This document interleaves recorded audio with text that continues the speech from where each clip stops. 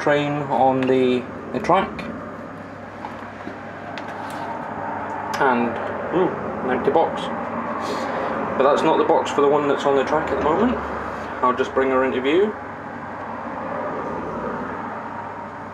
She's a bit stuttery because she's not been run for a while. Here she is. It is a West Country class.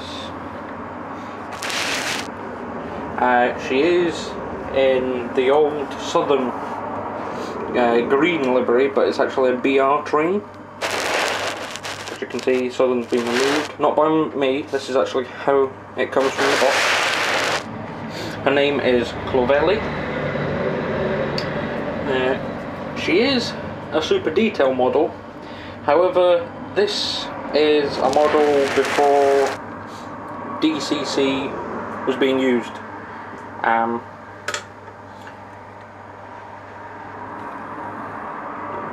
Needs a clean. She does have sprung buffers on both front end and tender end. I love the nicknames for these. Spam can.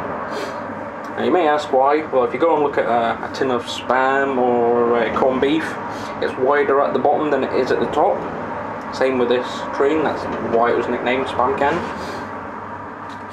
It is a unrebuilt model. Now if you're wondering, unrebuilt, what's the difference between unrebuilt and rebuilt? Well, the unrebuilt is this kind of design with this shape of smoke deflectors and everything else.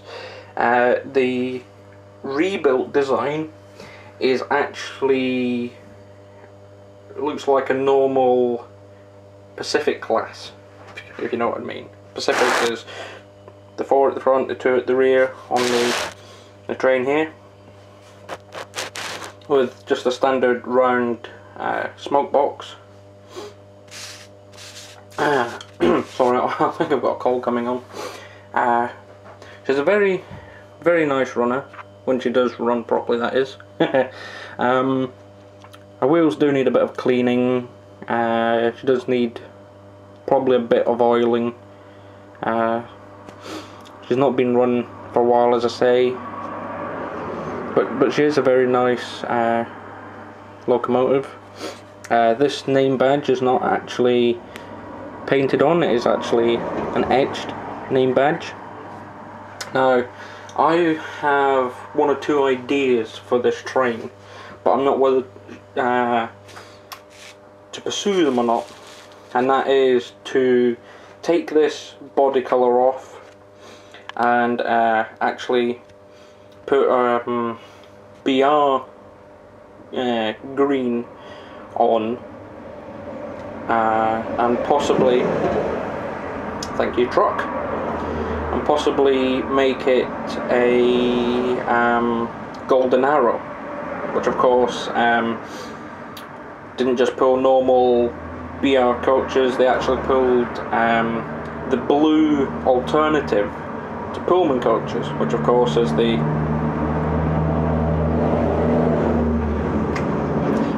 after that truck's come by, as I was saying. The Pullman coaches, as you know, are the brown and cream. The Golden Arrows coach was actually blue and cream, I think it was, maybe a blue and white. It wasn't the same. It was the same design and everything else, but just different colours. But I don't know whether to do that or not. One thing I do want to do is put her on digital. She's a very, very nice train, and it would be nice to see her running slowly on digital.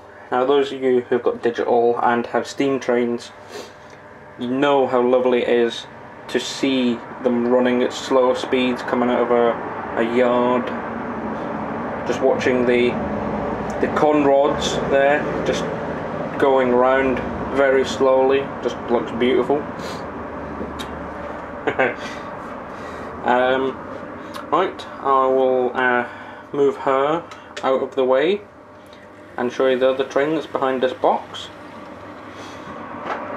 Just take her off that track that she's on and put her on this other siding here. Right.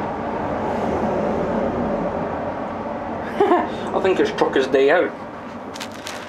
No, but seriously, beyond that wall, there's about a foot gap. There's a wall, and then it's just standard pavement length, or width I should say. Then there's a busy main road. So I do apologise. And if you hear humming in the background, which I doubt because of all the noise going off in front, it is actually a freezer behind me. Alright, anyway, onto this. It is, of course, a Class 73 in Pullman Car Company livery. It is named the Royal Alex.